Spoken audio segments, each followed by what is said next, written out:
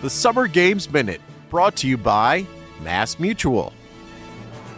Okay, quick trivia time. Was there figure skating in the Summer Games? Yes, it really happened, but it's also a bit of a trick question. In the early days of the modern Olympics, there were only the Summer Games, not a full separate event for winter sports. So, in the 1908 Games and the 1920 Games, figure skating was part of the overall Olympic program. Then, in 1924, the IOC held a so-called International Winter Sports Week in the French Alps that featured figure skating. That Winter Sports Week was later recognized as the first Olympic Winter Games, setting a tradition of separating cold weather and warm weather sports. MassMutual understands the nuances in how women want and need to manage their finances. With quality product solutions and guidance, a MassMutual financial professional can help you plan for both short-term and long-term money goals. Learn more and get started at massmutual.com. As you've probably heard by now, we've teamed up with BetMGM this season. We'll be using BetMGM lines to make all of our picks, and we'll have special offers for our listeners each week. If you haven't signed up for BetMGM yet, use bonus code The Athletic, and you'll get a 1-year subscription to The Athletic, plus up to a $1,500 first bet offer on your first wager with BetMGM. Here's how it works. Download the BetMGM app and sign up using bonus code The Athletic. Make your first deposit of at least $10. Place your first bet on any game and claim your voucher for a 1-year subscription to The Athletic. See BetMGM.com for terms. U.S. promotional offers not available in D.C., Mississippi, New York, Nevada, Ontario, or Puerto Rico. Gambling problem? Call 1-800-GAMBLER. Available in the U.S. Call 877-8-HOPE-NY or text HOPE-NY 467-369 in New York. Call 1-800-NEXT-STEP in Arizona. 1-800-327-5050 in Massachusetts. 1-800-BETS-OFF in Iowa. 1-800-270-7117 for confidential help in Michigan. 1-800-981-0023 in Puerto Rico. First bet offer for new customers only in partnership with Kansas Crossing Casino and Hotel. Don't forget, if you haven't signed up for BetMGM yet, use bonus code The Athletic, and you'll get a 1-year subscription to The Athletic, plus up to a $1,500 first bet offer on your first wager. When you need mealtime inspiration, it's worth shopping Baker's, where you'll find over 30,000 mouth-watering choices that excite your inner foodie. And no matter what tasty choice you make, you'll enjoy our everyday low prices, plus extra ways to save, like digital coupons worth over $600 each week. You can also save up to $1 off per gallon at the pump with fuel points. More savings and more inspiring flavors make shopping Baker's worth it every time. Baker's, fresh for everyone. Fuel restrictions apply. The Athletic.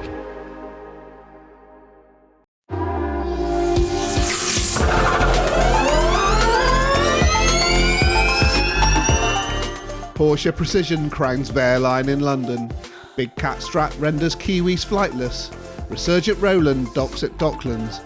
And who goes where as epic driver market carousel starts to settle.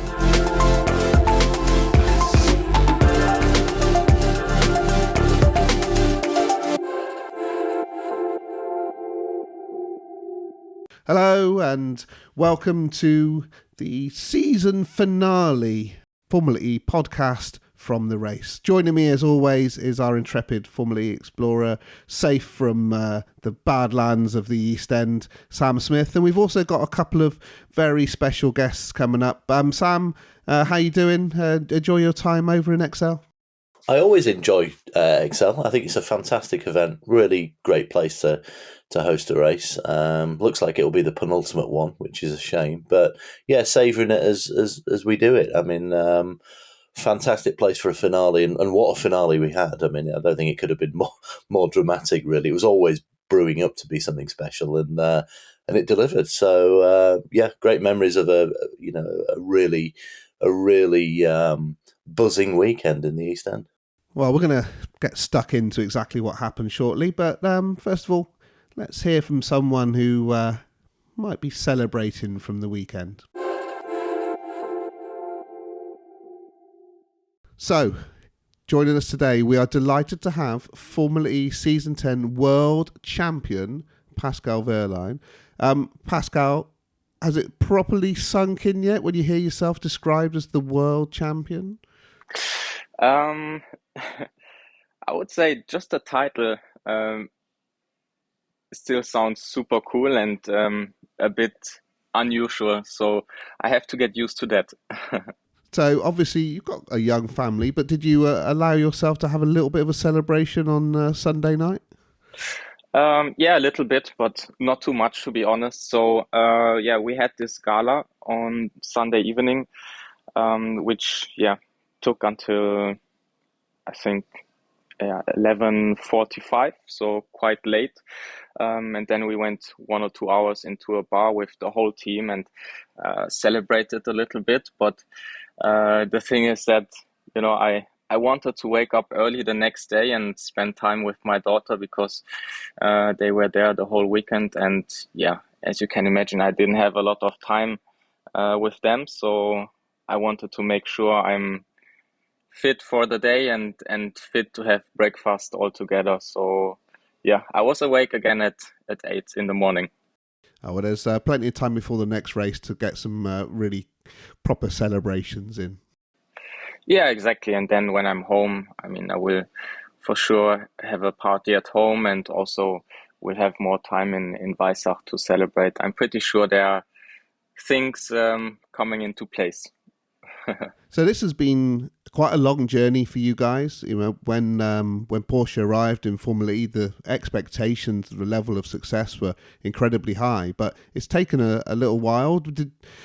Was this something that you sort of expected, or how has that journey been?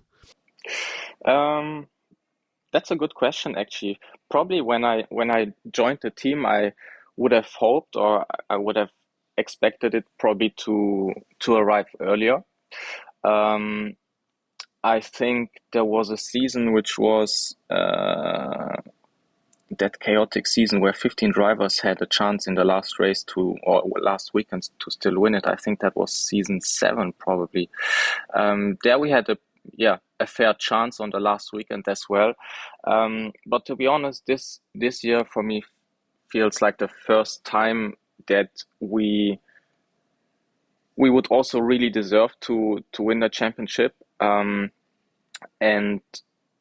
being consistently quick on different tracks, being the best in average and in qualifying,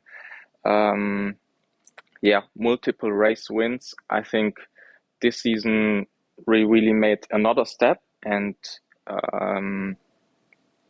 it took a little bit of time, but the sweeter the victories. In classic Formula E fashion, of course, the weekend didn't play out in any straightforward and normal way. Going into it, how did you rate your chances? Were you pretty confident that this was going to be the outcome? No, I'm a very realistic person, and I know that we are 3 drivers which were in contention.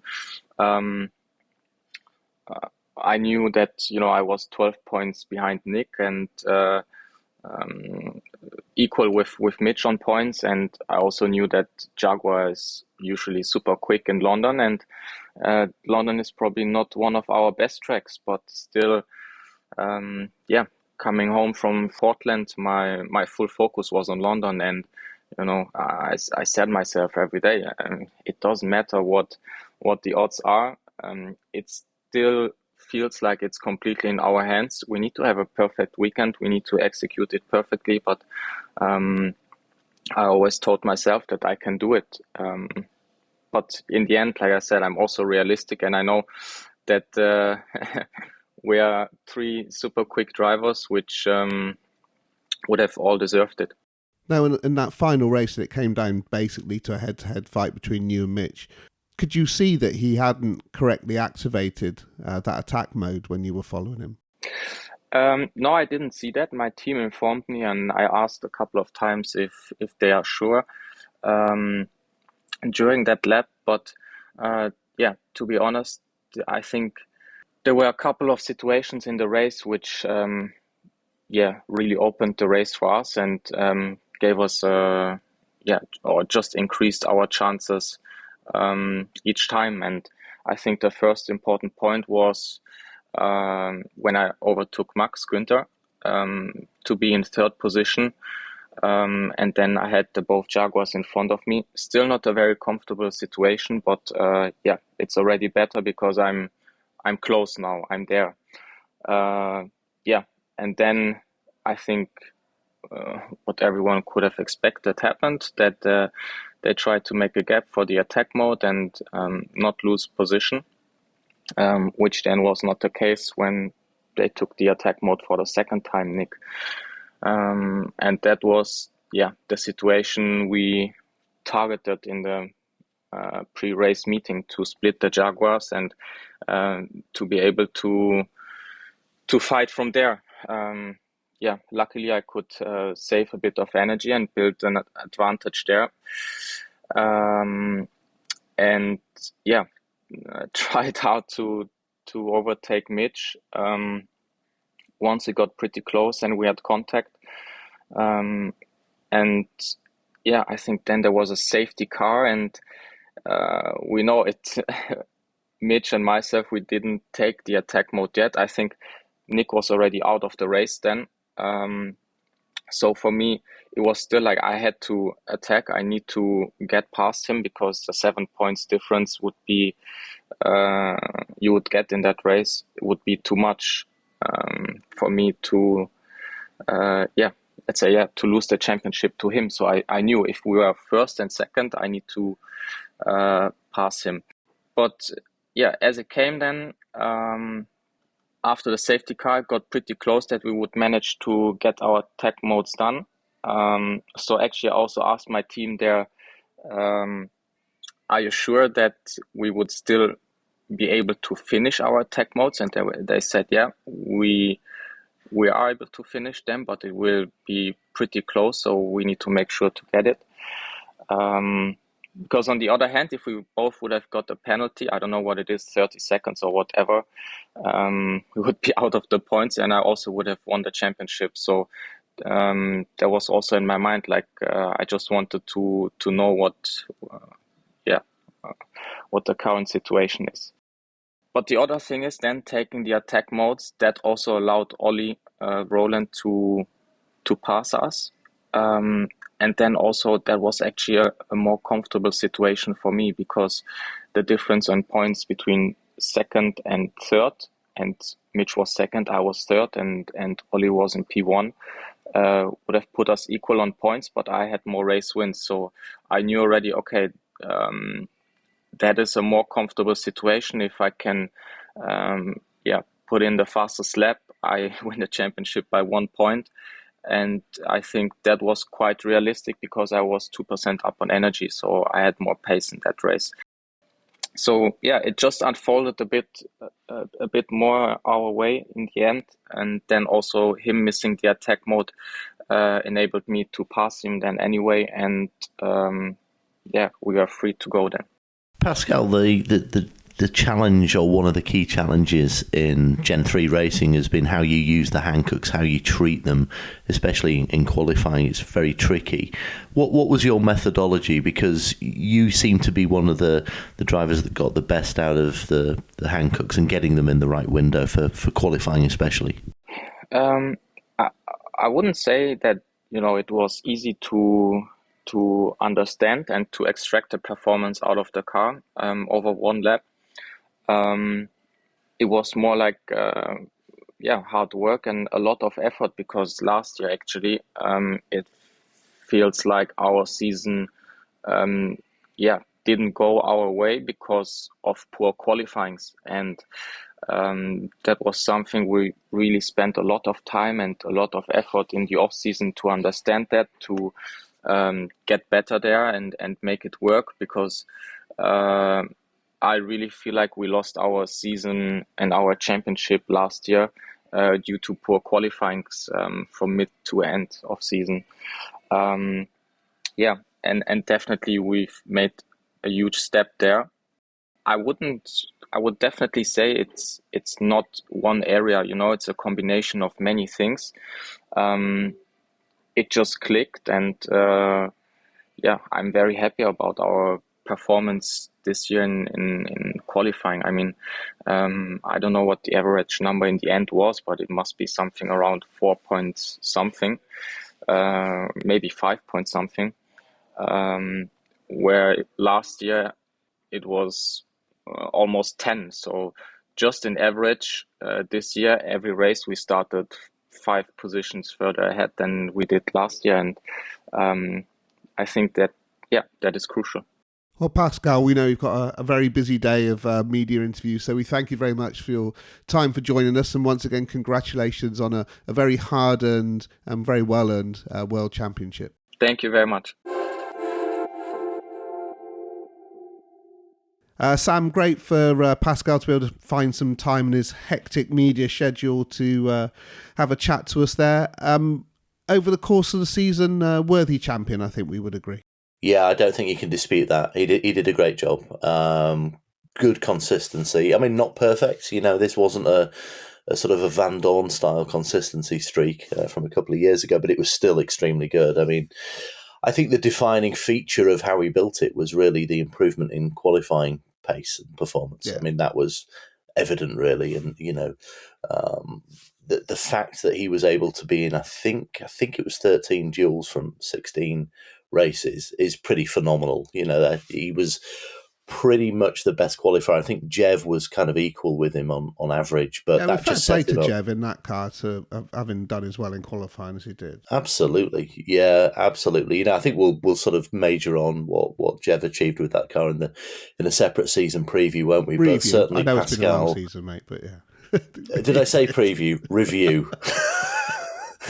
God, imagine if we were just It's been a long weekend. Looking back. It's been a long season. It's been a very long season. But Wehrlein and Porsche really just, they got it done. And I think the way they executed both races in London was a testament to their calmness and their coolness. And, when others were sort of flapping a bit and getting themselves twisted in all kinds of strategy, shenanigans, they kept it very simple, very cool, and they came out on top. Mission accomplished. It's taken 5 years. Wehrlein's been there for the last 4. It's been difficult at times. I remember some times, certainly at the end of 2022, which was the last season of the Gen 2 era, there were some really despondent faces in that pit. It didn't seem to be coming together. They went on horrible series of results that season to end. In Seoul, I remember speaking to Thomas Laudenbach, the motorsport boss, and he was very down. So the genesis of it, from how they've understood the Gen 3 rules process, how they've got the best from the hand-cooked tyres, how they have just gelled more as a team in terms of clarity and executing races, and particularly getting on top of qualifying, I think has really enabled them to get into this position. So well done to them. We knew that it was coming. Their first title was coming. And, it's kind of, there's a nice sort of symmetry to the fact that certainly two of the most prestigious and storied manufacturers, let's call it, in Porsche and Jaguar, both took their first Formula E titles last weekend in London. So that was a sort of nice underlining for the championship, I think. Well, absolutely. So, as you say, it's a team game. So let's hear from the team itself. We love talking stats here at The Athletic. Here's one that's super simple to remember. Discover automatically doubles the cash back you've earned on your credit card at the end of your first year with Cash Back Match. That means with Discover, you could turn $150 cash back to $300.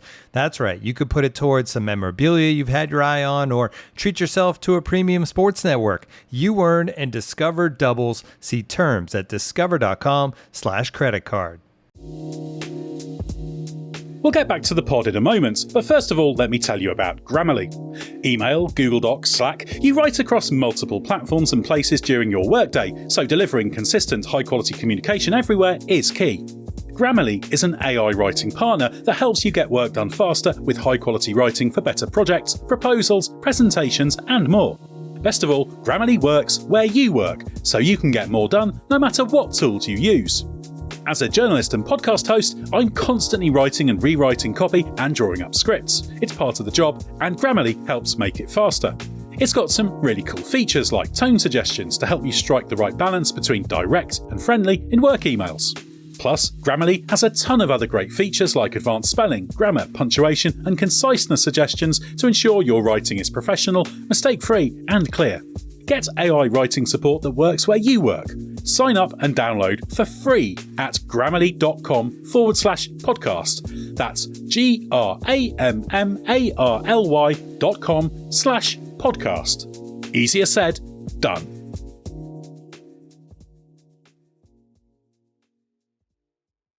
When you need mealtime inspiration, it's worth shopping Baker's, where you'll find over 30,000 mouth-watering choices that excite your inner foodie. And no matter what tasty choice you make, you'll enjoy our everyday low prices, plus extra ways to save, like digital coupons worth over $600 each week. You can also save up to $1 off per gallon at the pump with fuel points. More savings and more inspiring flavors make shopping Baker's worth it every time.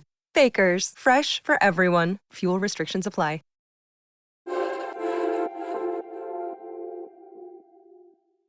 We're also delighted to be joined by Florian Modlinger, who is the Director of Factory Motorsport for Formula E at Porsche. Florian, congratulations on a World Championship that I guess has seemed like a long time coming for you and the Porsche team. Hello, first of all. Thank you very much for the congratulations.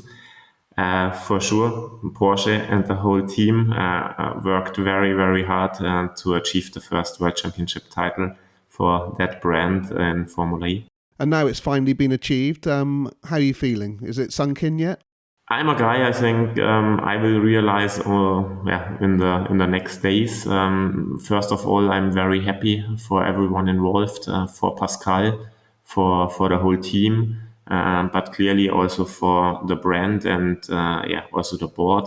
You know that motorsport and motorsport activities, especially for this brand and the heritage Porsche has in motorsport, is a very important topic. It's an emotional topic, and Porsche is there to go for wins and titles, and that's always the target in all series Porsche takes part.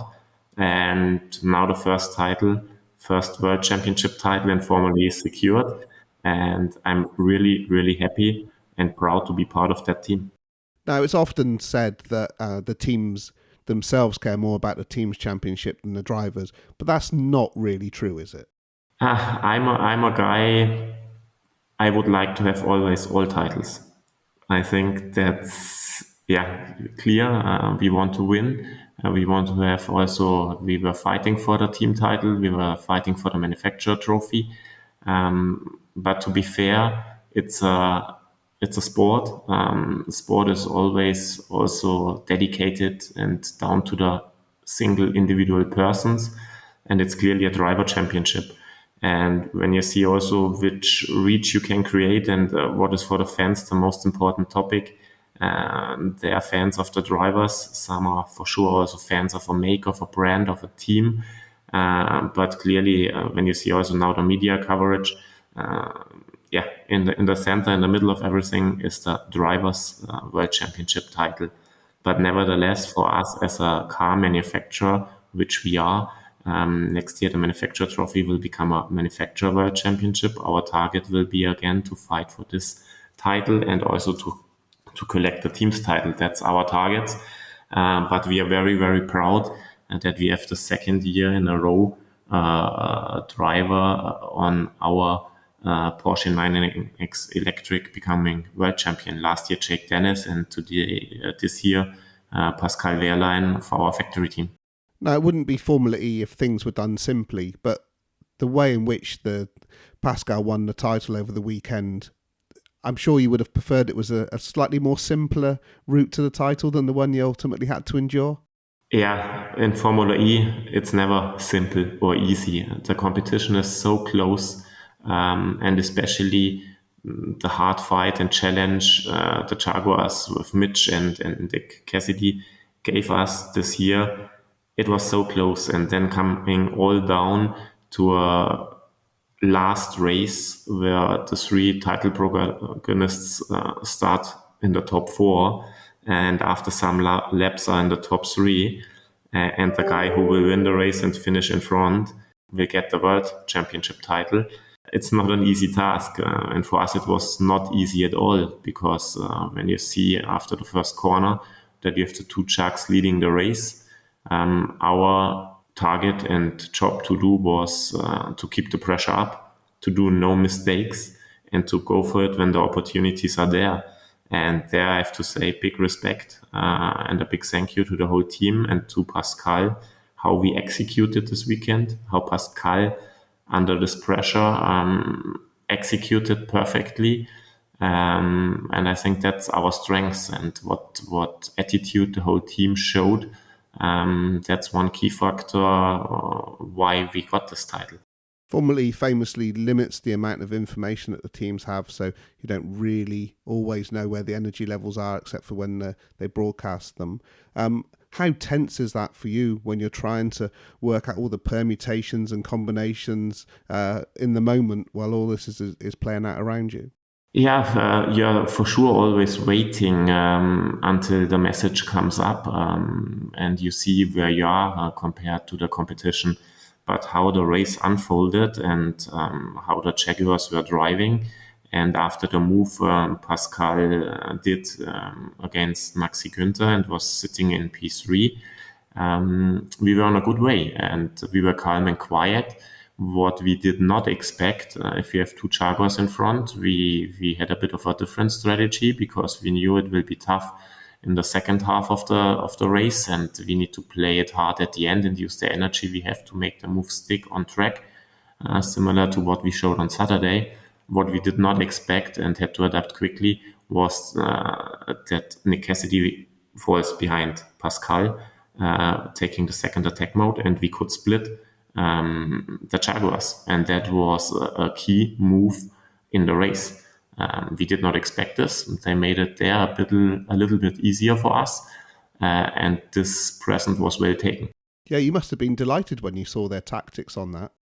To be honest, for me, the first relief in that race came exactly on this point, and I had also tension, and we had strategies in mind what to do when. But this we did not see coming. And when this came up, a little of the tension was on my side already released because it made it a lot easier for us. Florian, we talked just after the race about the clarity of the communications and the calmness of Pascal, something which I think he's matured into over the past few seasons. How crucial is that in Formula E, to keep a calm head and to see the race unfolding and just to have that vision and the understanding from the drivers get from their engineers? Because Fabrice Roussel, who is Pascal's engineer, is a sort of away from the track. He looks like a very flamboyant character, but actually when he's communicating with Pascal, it's super clear, super precise. Is that a crucial factor in getting these wins and these titles? 100%. I am agreeing on this, and that's also a style I'm very happy, and I think it's also hard work to achieve this. When you go back, when we started working together in season 8, radio communication and emotions on the radio, Pascal, you could hear a lot of emotions. He's normally very focused, very structured, but there were things which he could not steer and control, coming from little contacts, impacts, push to the wall, where he reacted in the car quite emotional. And this was one target and one job to tackle that throughout the seasons, from season 8 to season 9, improved a lot already. And then from season 9 to 10, another step. Because if you lose there only a little bit of focus, it's more detrimental to yourself and then complaining about the others. And there we have clear procedures. If anything is happening, there's a quick call where he informs us what happened, and we report this, and then we focus to the front. And therefore, it's also important in Formula E to be prepared for all scenarios and then adapt very quickly to the scenarios. If you are not prepared and cases are coming up where you need to freestyle, then it's already a thing where you maybe have not all parameters thought well through.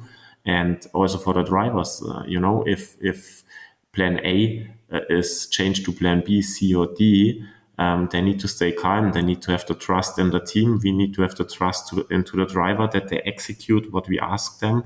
And there also, I have to say, the race engineer Fabrice is a key element. And how he operates Pascal, how he speaks with Pascal with a clear, strict voice and tasks to deliver and to conduct the races and to execute the races. It's a perfect match in my opinion. On the radio, how he instructs him, and he's a key guy in our team. But don't forget the whole team in the background preparing the scenarios, upsetting the strategies before the race, and then also conducting them and informing Fabrice what's now the plan. That's a big operation and a big job to do. And again, key is to stay calm. This is what we did. Keep the pressure up and take it when it's there. And Florian, from the technical perspective, when you look over the last two seasons, one of the defining factors has been how the teams treat the tyres, especially in qualifying. Some races are absolutely crucial for qualifying, and that sets the tone for the likely result that you're going to get. Where do you think the advantage has been with Pascal in terms of the way he treats those tyres? Because he has quite a particular way of getting into the right windows with the Hancocks. And also, does your previous experience in DTM with Hancocks have any sort of bearing or any sort of additional confidence for the way the team tackle this program with the new rubber? They have to say clear how you treat the tire and how you squeeze the maximum out of the tire is key. And when you see how last year, season 9 run, we struggled with Pascal together on his car on some tracks with qualifying performance. And there, clearly, we did not extract the maximum out of the tires. And this weakness we observed, we really went deep into it. And this was our main part on Pascal's side to tackle for the season. And there we invested test days only to get the qualifying performance, the peak out of this tire. And coming back to your question regarding DTM, yes, in my point of view, the experience from him, and also, I have a lot of experience in DTM with the Hankook tire, helps, I would say, because the characteristic of the Formula E Hankook tire and DTM Hankook tire, what the tire needs from a driving style of the driver, complete different tires, but the key characteristics, how it needs to be driven, is not so different. If you would switch to another make again, the characteristics are quite different, and there the Hankook is quite, in both series, similar behaving. And also how you can treat a tire. There are things you cannot do with a tire because a tire will suffer if you do this. It's on a Hankook different. And this is what we focused on between season 9 and season 10.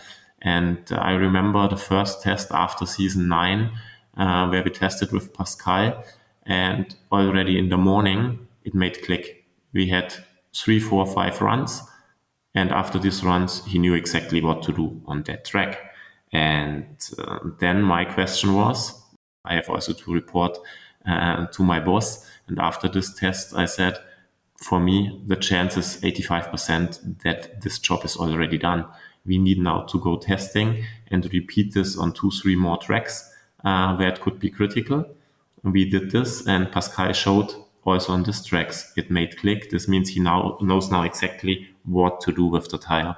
And therefore, I was very, very optimistic that this job is tackled, and we head into season 10 with solving this qualifying performance on certain track. And this Pascal showed. Pascal showed he is the only guy, I think, taking 13 times part in the duels this season. Missed the duels only 3 times. No other driver did.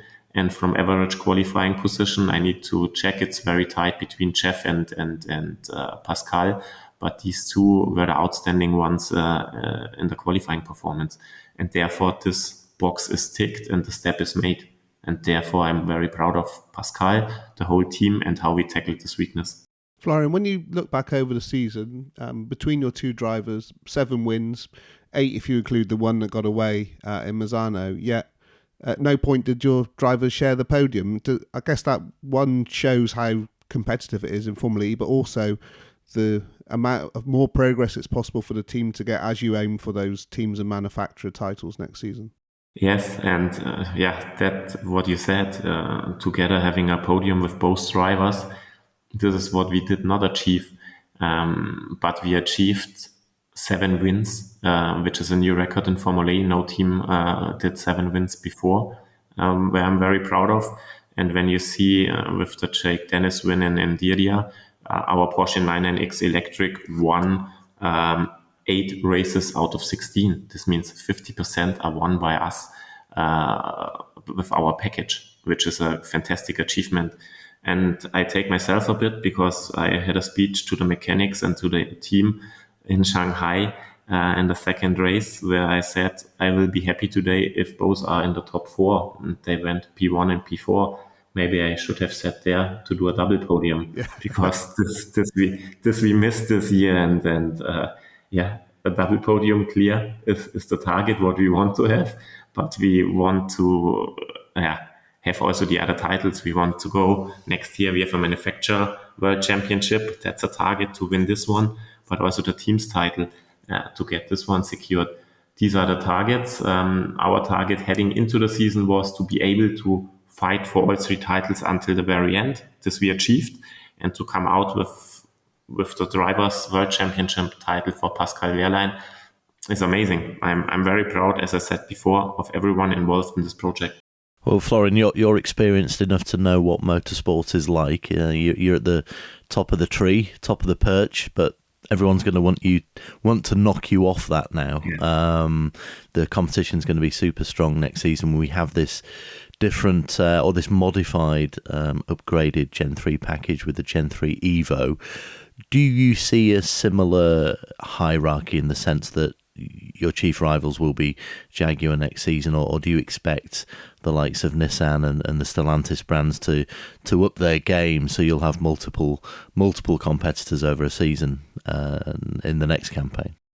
Yeah, I have to mention several things. First of all, I have to mention when you look at our team points, what we achieved this year with 332 points, all other 9 seasons in Formula E, we would have won the team's title. This means you can see how competitive this season and the fight with Jaguar was. And now when you think about cost cap, in this year we had to fight for the titles and to spend resources there. We had to test already the Gen 3 Evo, which is a big job to do. And the first technical parameters regarding Gen 4 are delivered, where you need also allocate already resources and budget. This means we have to put resources in all 3 projects at the same time. And for sure, other manufacturers, which have not been in the title fight until the very end, they focused and shifted resources already from the Gen 3 project more to the Gen 3 Evo. And they will allocate more resources to that campaign coming up. And this, we need to be prepared.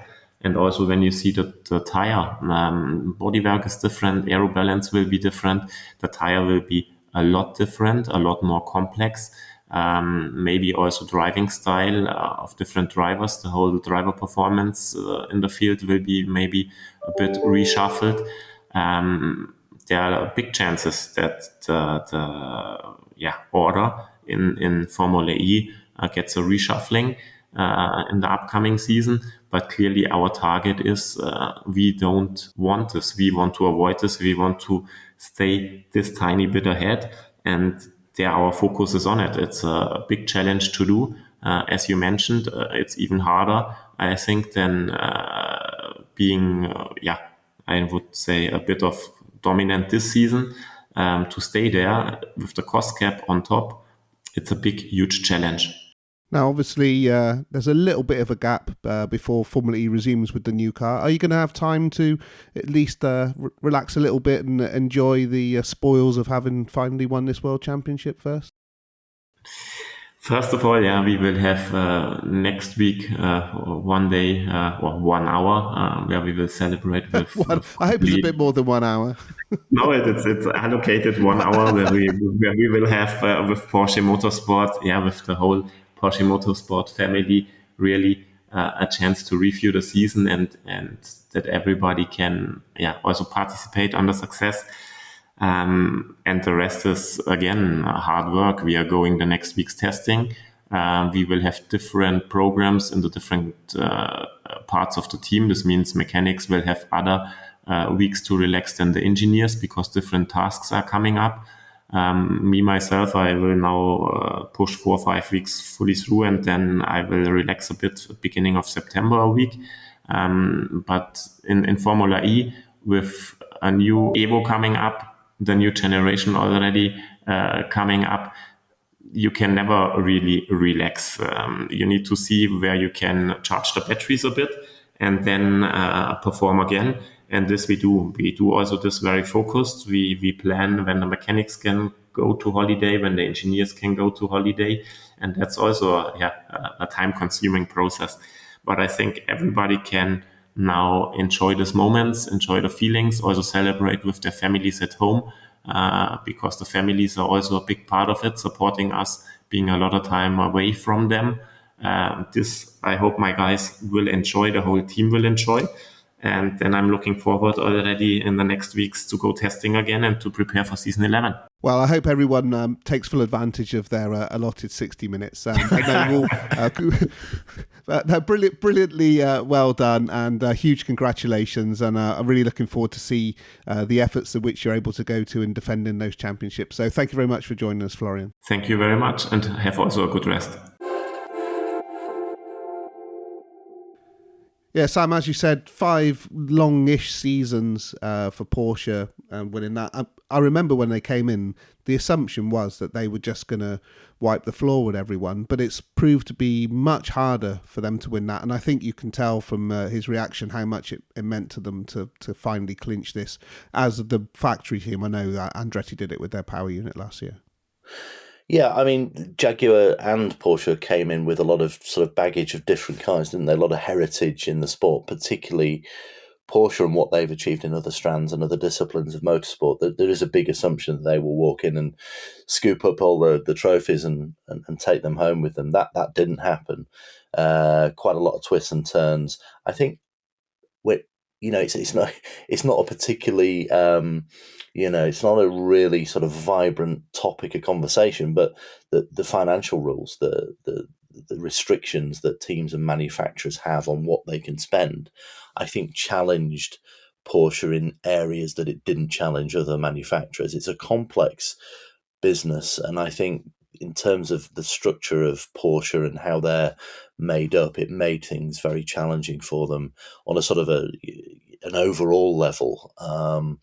But once they had put some big pieces in place with that team, they were always going to fight for a title. And they did do last season, but it just fell away from them.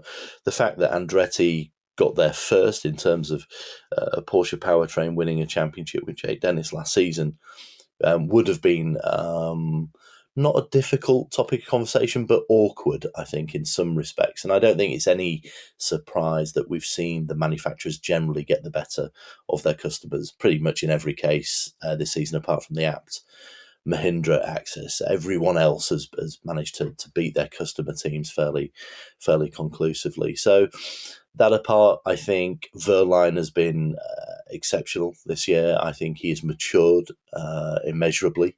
I think you've just got a now more rounded individual, somebody who's much more settled in his own manner and his own the way that he conducts himself.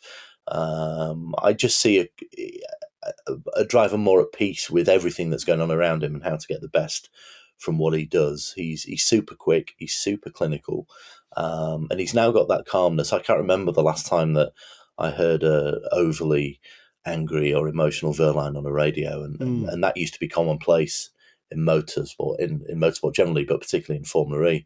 Well, it's one of the reasons I think his F1 stint ended when it did.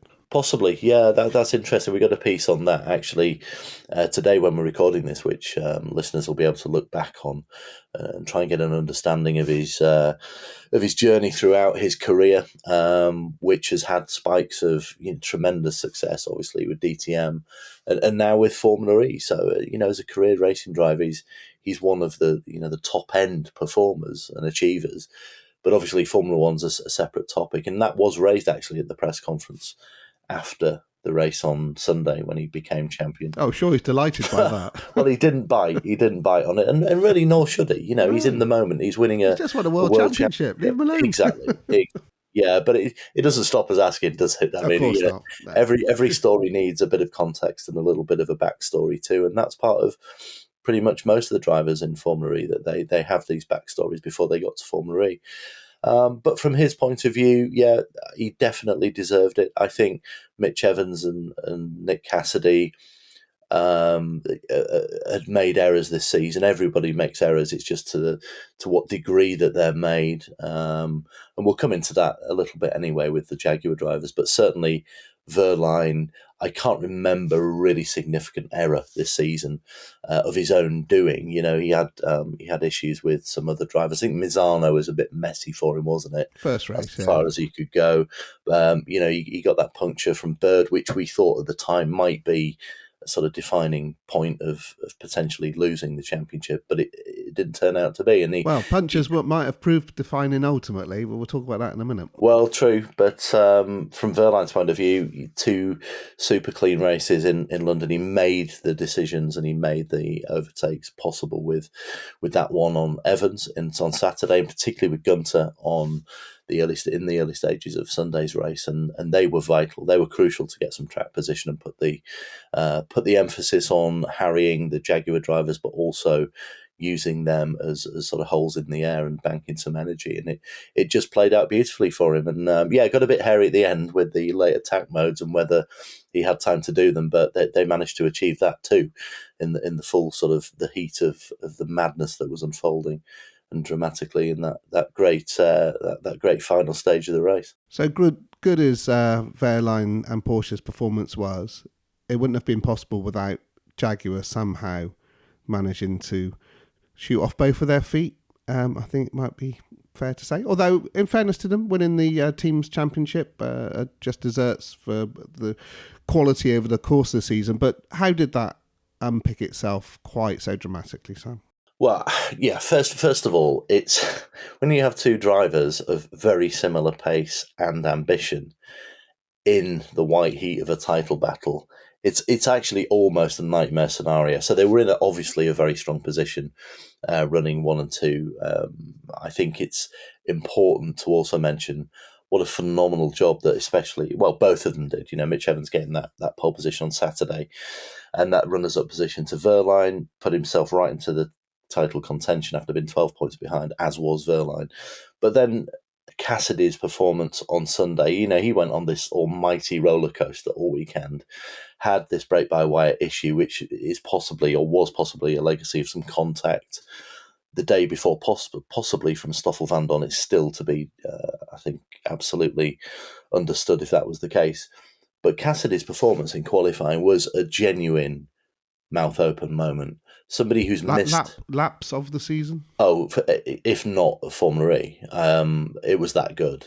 To miss an entire free practice session and to come back and hang it out the way he did, knowing that it was, death or glory, essentially. He was either going to be on pole or he's going to be in the wall, and that probably would have ended his title chances. But to do that and to get pole position, those 3 crucial points, and get himself at the front of the field was just extraordinary. A huge testament to his mental fortitude and the way that he so desired getting this championship, which made it all the more dramatic later. And look, Jaguar fell into a spiral of confusion and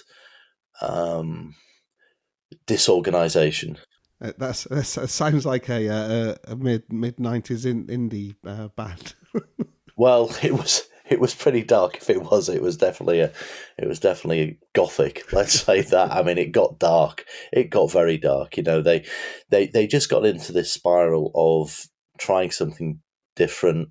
The way that I understand it is that there was there really was an understanding before the race that they would be able to fight during the event as it folded out if they were in a position.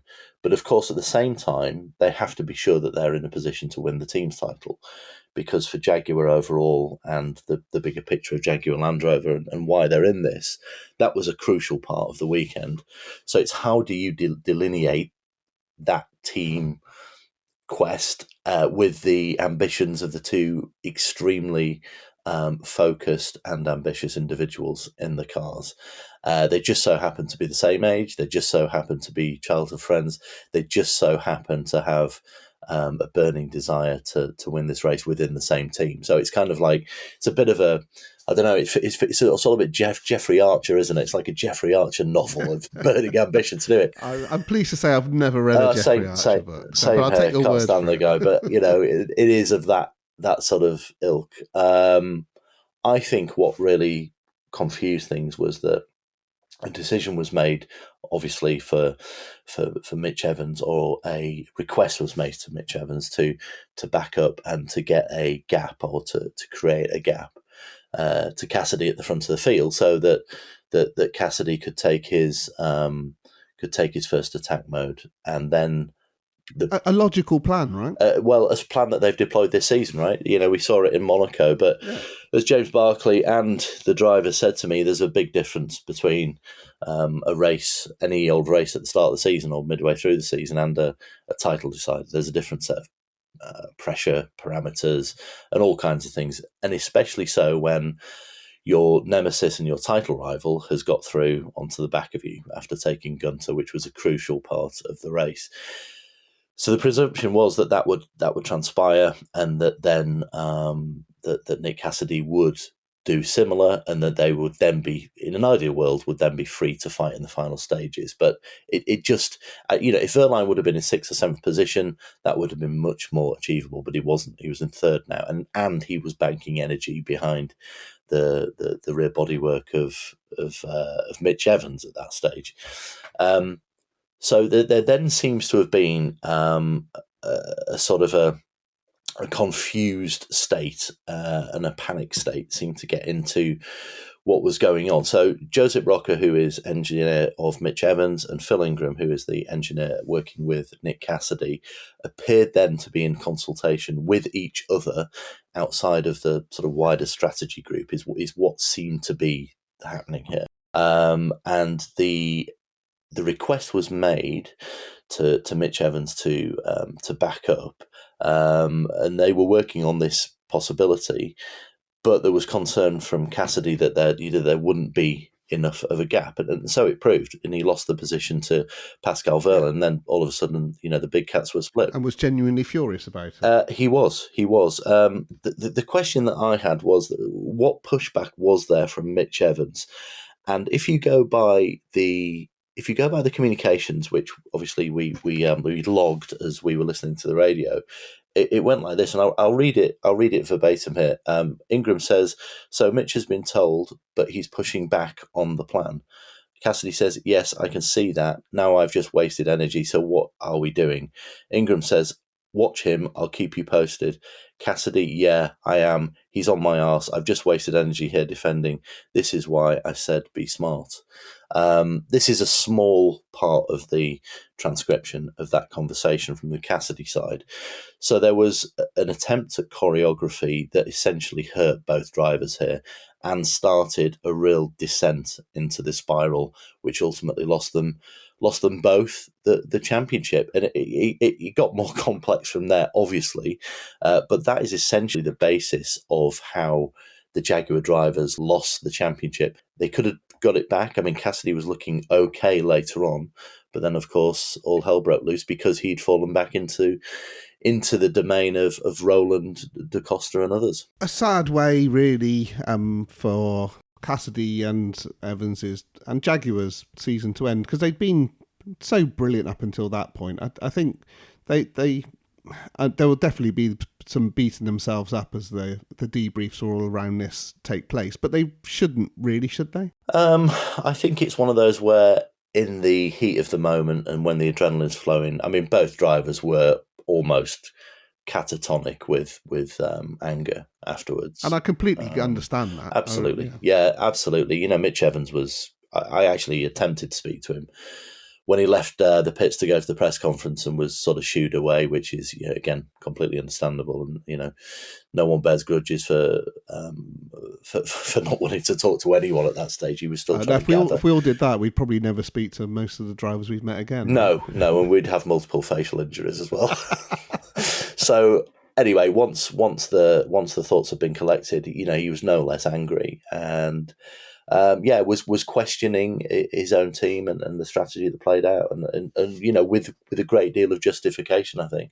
And I think the same could be said of Cassidy. Cassidy was more disappointed than angry, or certainly that's what he was showing. I mean, he was quite emotional when I spoke to him, and again, understandable in the sense that he managed to recover somewhat, and he managed to recover some energy as well. He was way up on Evans and wasn't far off Wehrlein, and in that third position with Wehrlein having to take his 2 attacks. But as he quite rightly said, the strategy had also seen him susceptible to attack from Oliver Rowland, who had no skin in the game from the championship at that point, and also crucially Antonio Felix da Costa, who had some skin in the game because he was there to help his teammate try and get the title. Unfortunately, it came down to contact when Antonio sort of outbraked himself and clattered into Cassidy's. It's a very unfortunate way. It was, yeah. Initially, and it looks more suspicious than it ultimately is. Yeah, definitely. I mean, there's no way that da Costa will have deliberately done that. The two are great friends, obviously off the track, on the track they're fierce rivals. But certainly da Costa was. He was tearful afterwards, genuinely tearful. And I think if anyone questions Antonio Felix da Costa and the way that he goes racing, that they're wrong. No way would he have done that deliberately. It was just an unfortunate incident. That won't be much consolation to Nick Cassidy. Minus numbers, I would imagine. Yeah, but he understood it. They had to talk at it, and it won't change their respect for each other and their friendship. One of those things, but it obviously came at just the wrong time for Cassidy. Got the puncture. Initially, the TV cameras didn't show. But they kept on showing the following incident, didn't they? Which didn't. Well, which again, sort of. I remember speaking to one of the Maserati staffers in the pit straight afterwards and saying, "Oh, is Max hiding because he's not going to be popular?" But obviously, it transpired after reviews and other TV camera angles that Guenther was innocent because Cassidy slowed and he just hit the back of him, which it ended Guenther's race as well, which was unfortunate because he's having a great weekend and got nothing for it. Cassidy pitted. It was all over from that point, and likewise for Mitch Evans, who was always going to struggle, was probably never gonna win that race. So talk us about attack mode, because the difference between setting it and not setting it, the margins are absolutely minuscule, aren't they? Yeah, it was a real strange one. We've seen it quite a few times this season. Certainly Stoffel Van Dorn had some difficulties with it. People forget now that Pascal Wehrlein also missed his on that first attempt just before the safety car came out. And I think it's you activate the attack mode within the cockpit, and then you run over a couple of sets of transponder loops, which sounds easy, but is it only takes a little fraction of a second or a little misjudgment to actually miss picking them up. There has been occasions in the past. I think Jehan Derouvel, if I remember rightly, at Monaco, had a very similar issue and just failed to do it and was disqualified or certainly penalised. I can't remember the sanction now, from the race. And I remember speaking to Cyril Blay, the deputy team principal and engineer there at Maserati. They stripped the entire car thinking it was a software or network issue, and they never found what it was. Right. Finger trouble. Now, I'm sure. Well, I'm sure Jaguar will look into it, and if it's a driver error, then it's a driver error from Mitch Evans.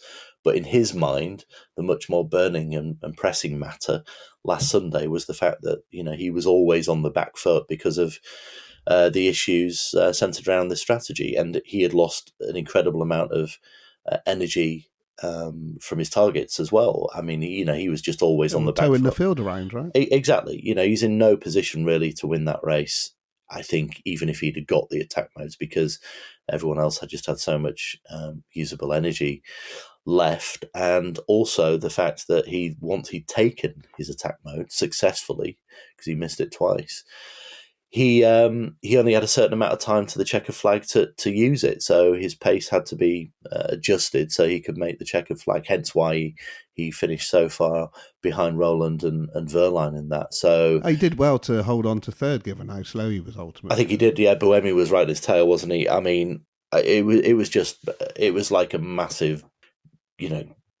granular rock of salt in a gaping wound for Evans. It must have been so frustrating going into those last few laps, knowing that there was no chance of the title, and it just all fell apart. So there will be multiple uncomfortable questions, I think, from Jaguar's side. Yes, they were the team's titles, and they fully deserve that. I mean, you don't accrue the amount of points they did. 368 points, a record in the season. They scored points in every single round, even when they had a really difficult weekend in Tokyo back in March. They still got 4 points.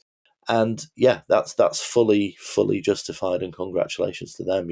I saw a couple of team members actually leaving the Excel late on Sunday night, and they had a case of beer under their arms, and they were about to celebrate. And there was a sort of slightly muted element because of what happened with the drivers, but still, I remember, I said to them, look, you deserve it. If anyone deserves to celebrate, it's you guys who do such an extraordinary amount of work during the year, and fully deserved title win for the Big Cat. Their first since 1991, Andrew. Was that Teo Farby and there you Derek go. Warwick? I forgot you were a similar stato deviant like me. You got to wake up early to get me on this sort of stuff. Teo Farby, yeah. The most unlikely looking racing driver ever. I think the disparity between how quick he looked and how quick he was was major, wasn't it? Yeah, sort of combination of a history teacher and Danny DeVito. Do you know what the Farby family did?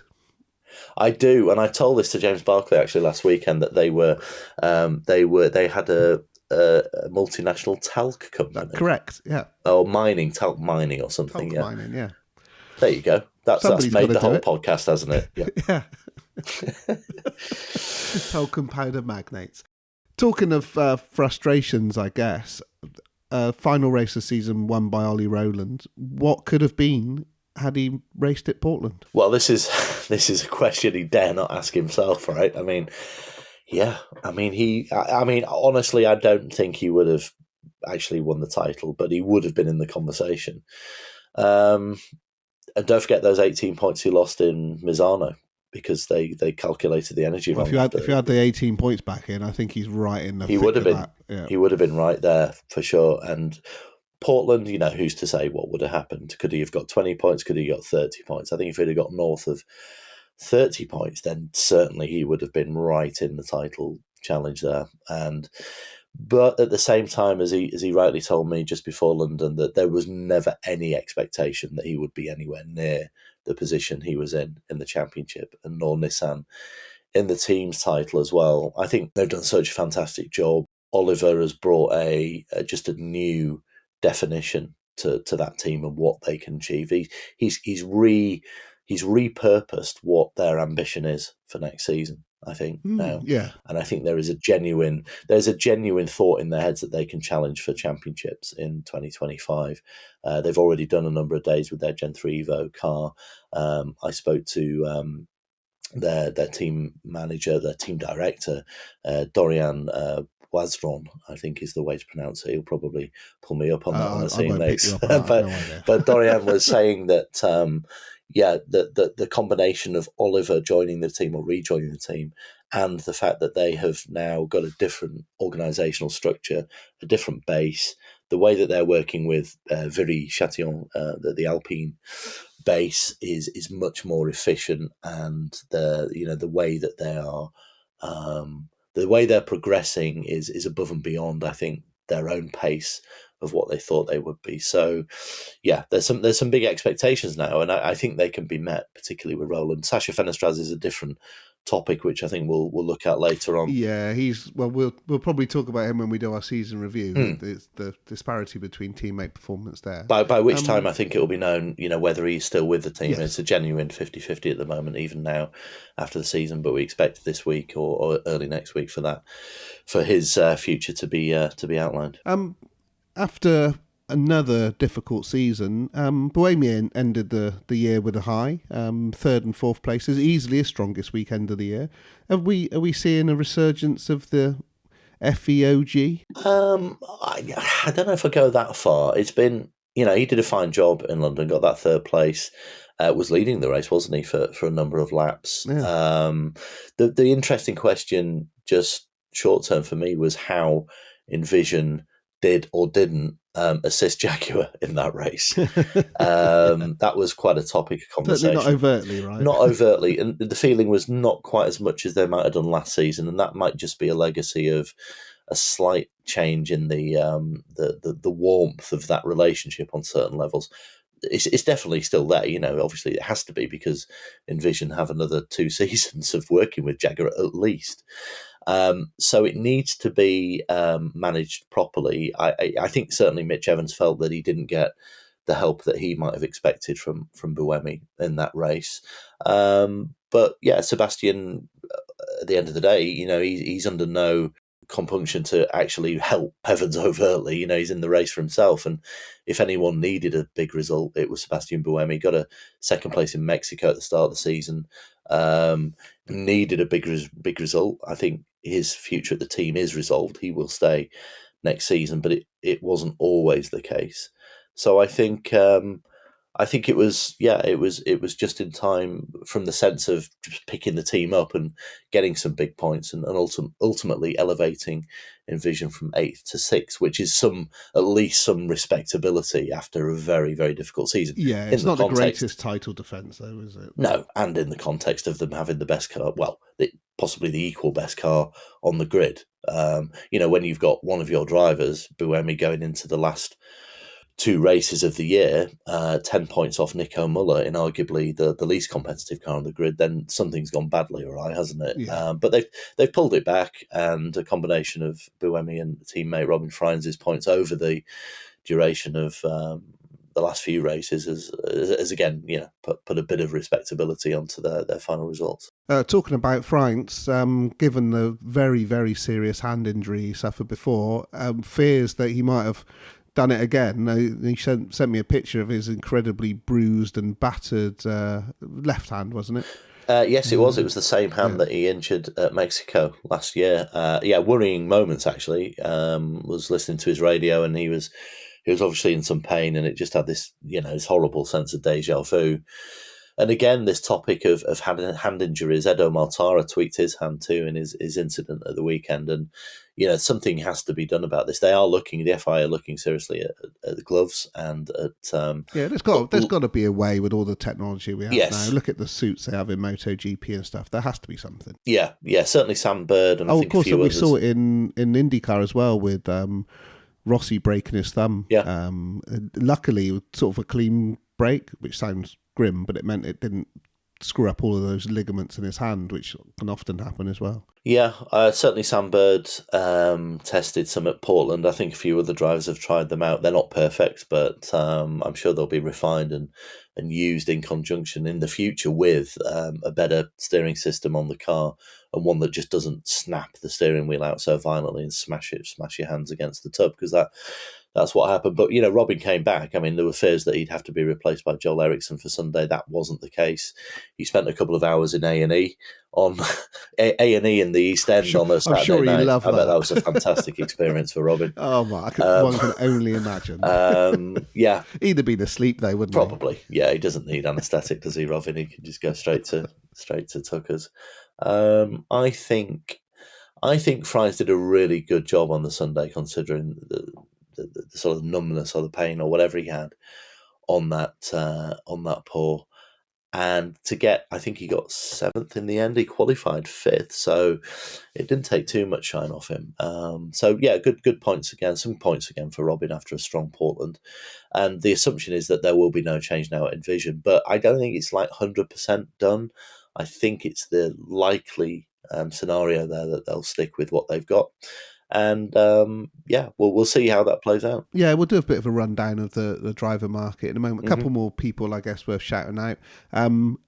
Arguably the best of the rest outside of the title contenders over the weekend, Max Guenther, but literally nothing to show for it, which was a poor reflection of his pace over the weekend and his last for Maserati.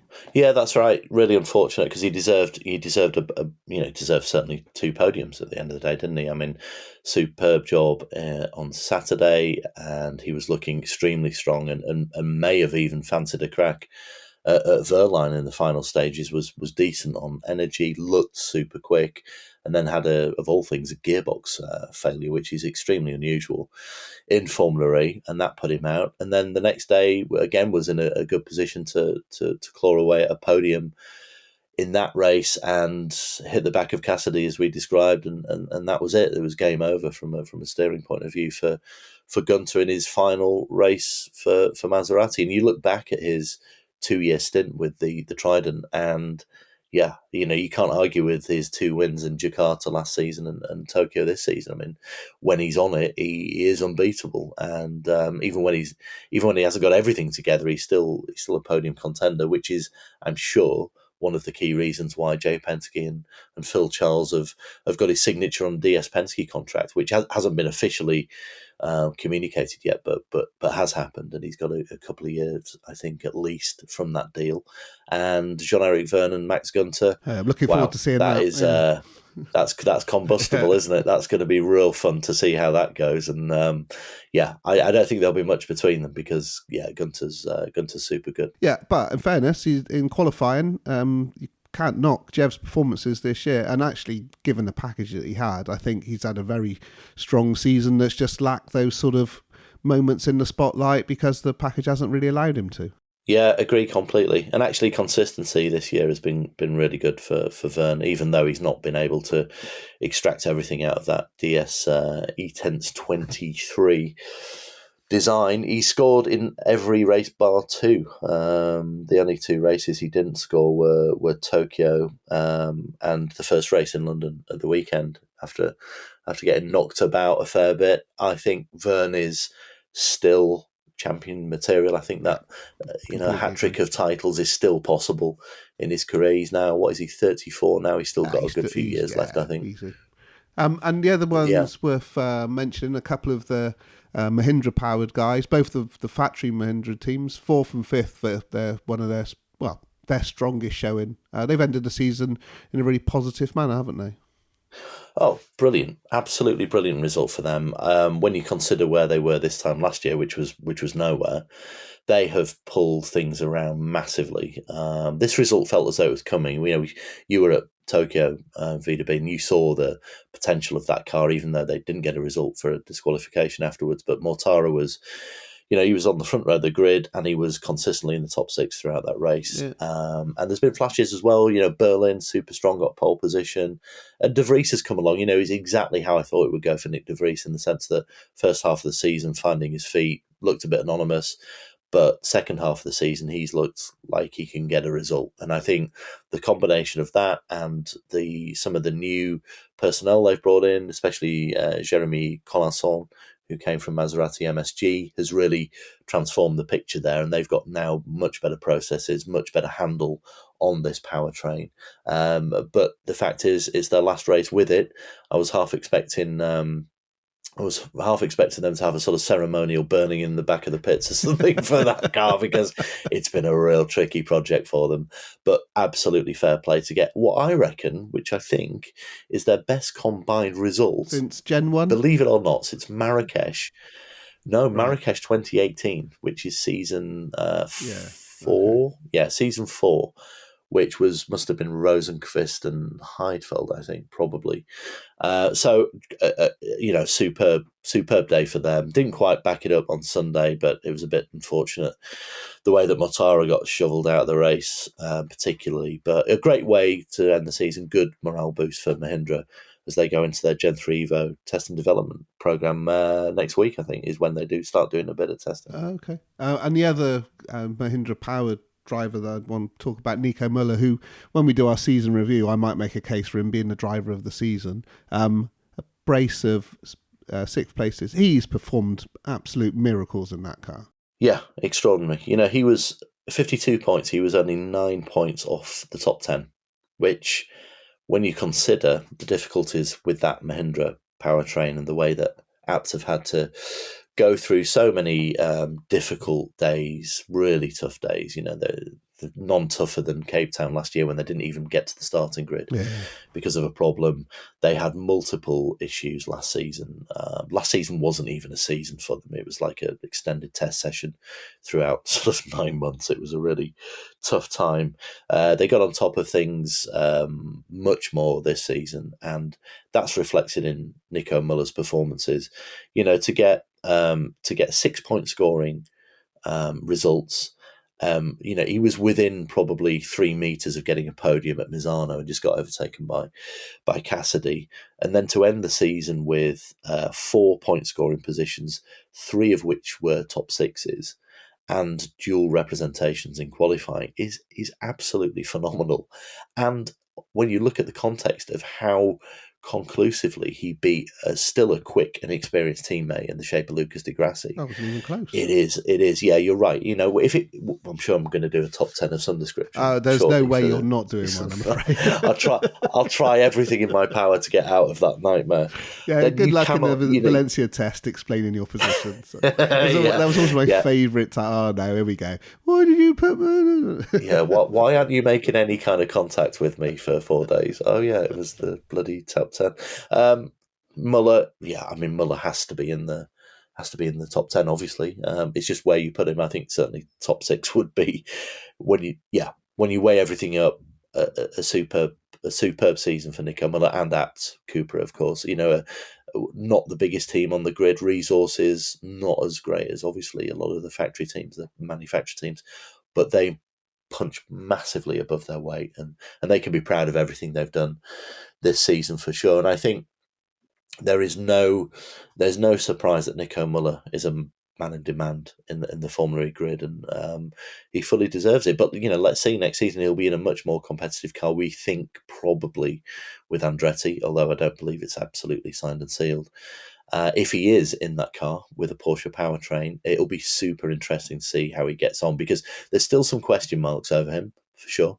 But the way that he's gone this season, you'd expect him to answer those and deliver more good results. Yeah, well, before we get on to the end of the business, the last person I think we should mention is Muller's potential new teammate and outgoing champion, Jake Dennis. And we know he's a feisty, combative driver, but I think he went over the line quite a few times too many over the course of that weekend. I don't think I've ever seen anyone drive with such unbridled aggression. Vigor. It was like, we were in the East End, weren't we? He was like the Bob Hoskins character, just going around smashing people into the ground. Yeah, he was the East End gangster last weekend, wasn't he? Bloody hell, Dennis the Menace. Erratic, wasn't it? Very erratic, and just a horrible weekend. I mean, I don't remember him having such a bad weekend in Formula E on all levels. Yeah, it was. I think he'd maybe just checked out from the season. Whatever happened, it was multiple penalties, multiple contacts. He wasn't the most popular guy at the Gala Awards on Sunday night. You don't say. I mean, yeah.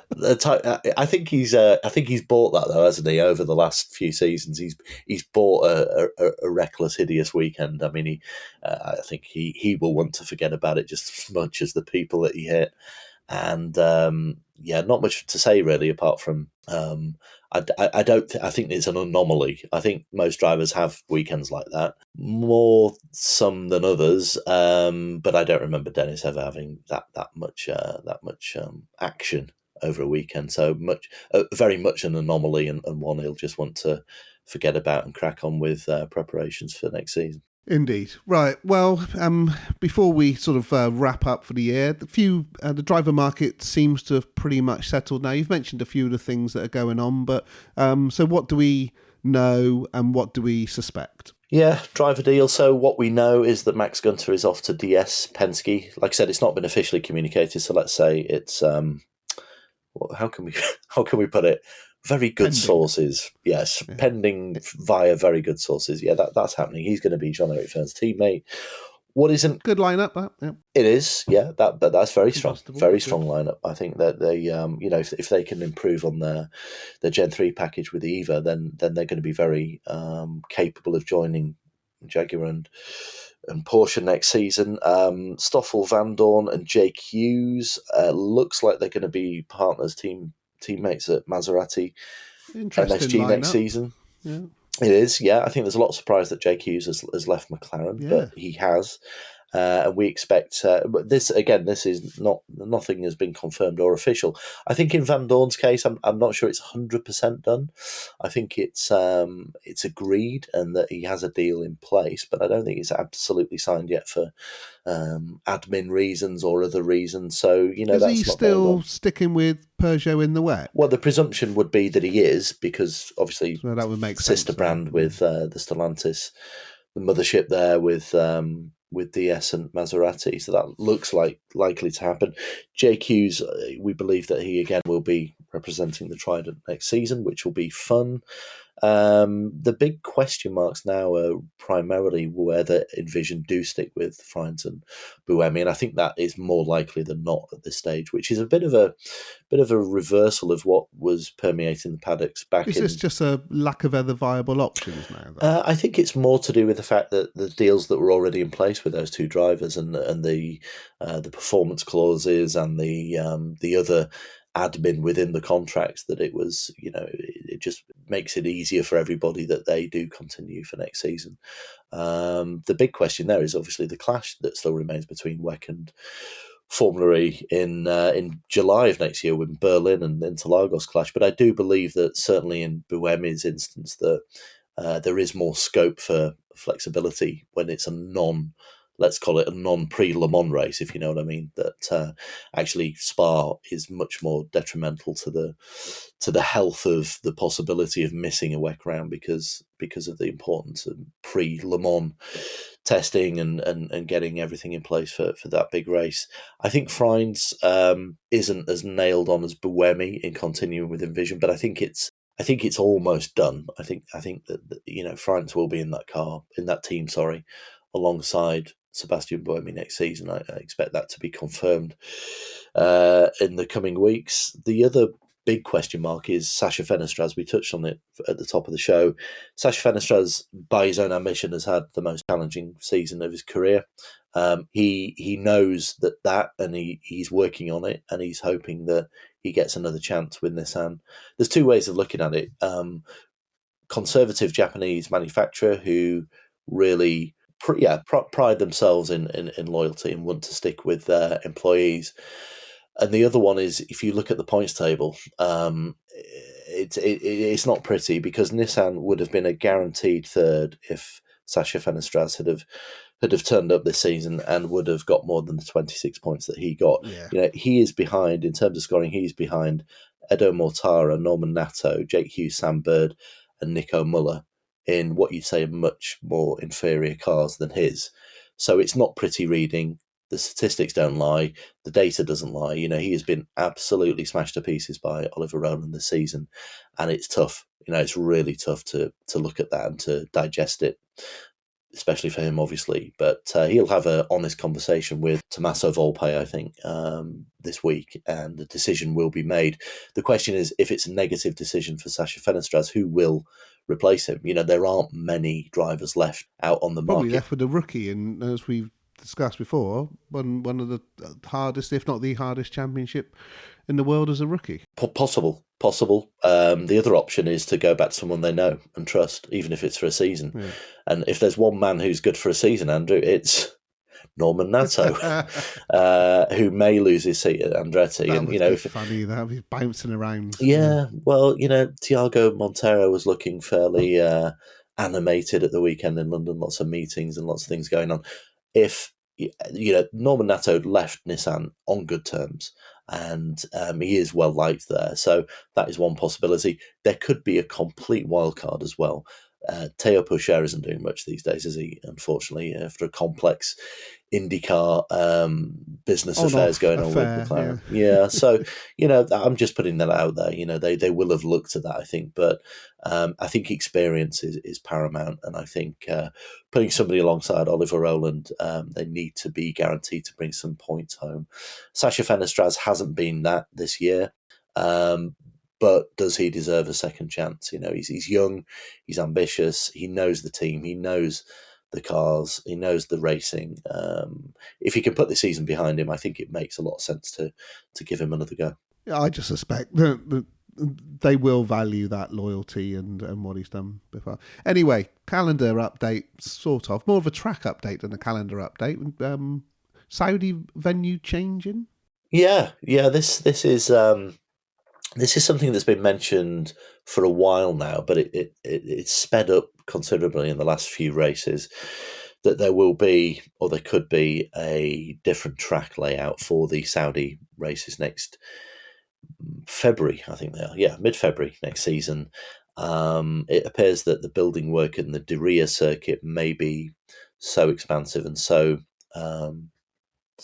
detrimental to putting a circuit or layout of a circuit that they may have to look at another venue. And one that was mentioned was a truncated version of the Jeddah F1 circuit, which I think makes sense, right? It's got all the infrastructure there. Yeah, and I think it could be a good plug in and play for Formula E. I think there are other options as well. I've heard that they're looking at somewhere else in Riyadh for a possible configuration. Well, it's not like they're going to have to worry about the local authorities, are they? No, no, it's all quite fast track there, isn't it? So let's see. We expect some news on that soon. Likewise, we're expecting a confirmation that the Chiang Mai. This one's much more exciting. Chiang Mai round in northern Thailand will be confirmed shortly. We believe that the sort of protocols and political rubber stamping a little, should be done. Far Eastern trip around. Yeah, quite fancy a bit of. I like Thailand as well. That should be quite good fun. That's going to be March. I think March the 6th is the provisional date for that. So actually, there is a danger. There is a real danger that we may have no changes from the provisional to the final calendar. Finally, that must be a first. The Holy Grail, absolutely. The Holy Grail for Formula E has been captured. Yeah. So let's not speak too soon, though. We won't curse it. But that looks like a phenomenal story in that sense. So let's wait and see. But that's next season. I guess the only other thing outstanding is the last couple of manufacturers confirming whether they're in or out for Gen 4. So what are you hearing? Yeah, that's imminent. I think Stellantis have got quite a complicated situation in how they allocate their brands in their whole motorsport program, not just Formula E, which obviously includes Peugeot, which we touched on before for the WEC. So, yeah, I'm told that it will be by the end of July, which is, well, this week really, isn't it? This week and maybe a little bit of next. So that's imminent. My feeling is that Maserati will stay. DS is a little less certain, and certainly in the configuration of whether it stays with DS Penske or not for Gen 4 is a big doubt, I think. So there may be some deals for other customer teams potentially with DS to be had there if they do stay in, or if another brand does come in. I mean, I've heard rumors. They've got a few, right? Well, they've got a lot. I've heard rumours of an American brand. I've heard rumours of an Italian brand. Not cheap. No, it's not cheap. But there's been some murmurings about Dodge potentially in the future, and there's been murmurings about Abarth, which kind of wouldn't make sense because why would you have two Italian manufacturers or brands rather in the championship? But let's see. DS have brought a lot to Formula E. They've had a great deal of success. Supporter of the series. It'd be a big miss if they didn't continue. And the second one obviously is Mahindra. And I spoke to Frederic Bertrand just before Le Mans. I shared a lovely brownie by Lou, their photographer, which was delicious, homemade brownie. Just a standard brownie, over that. Not none of these cheeky types. What are you insinuating there? Nothing to add to that. No, I don't know what you're talking about. No, the Mahindra situation I think is fluid. it appears to be more positive than it was a couple of weeks ago. So the expectation is that they will continue. But of course, there's a lot to factor in, so there's no guarantees. But expect to hear soon if they're going to continue. Upturn in performance will help if there's a bit of indecision at the board, right? Yeah, always helps, doesn't it? Always helps. And they're a fan favourite, aren't they? And they've been somebody in it since the start. So again, a bit like DS, it'd be a huge shame if they weren't around. And a blow for Formula E. But I think the Gen 4 grid will be much the same in the sense of the big names in it. But obviously, there's probably going to be a few switch arounds in terms of which customer teams hook up with which manufacturers, so which will be all good fun to try and track later this year, early next year. So yeah, another seam of news for us to excavate. Absolutely. Well, I'm going to allow you to have your 65 minutes off now. What a treat! I'm going to actually go on holiday, and when we get back, we'll cobble together some sort of season review, and maybe we might even do a sort of look back at the 10 seasons of Formula E as well before Valencia testing. I think ambitious. There's some plans for that. We might have to get some big names in for that. We do. We'll get. I'll get my little black book out and get some special guests in place for we'll maybe get one for the season review, I reckon, and then a few cameos for September when we celebrate a decade of Formula E. That sounds good, and I can tell some more stories about that first race in Beijing over and over again that I never get tired of. The therapy's ended now, hasn't it? Oh, very much so. Anyway, well, thank you very much for listening. Check what little news we're going to pump out now. There will be plenty of stuff going on the-race.com, and there's loads of other podcasts going on. We are now very much into the next season of Bring Back V10s. I think you and I are imminently about to appear, Sam, so plenty for you to listen to as you're on your summer holidays or whatever it is you're doing with your time. Thank you very much. Goodbye.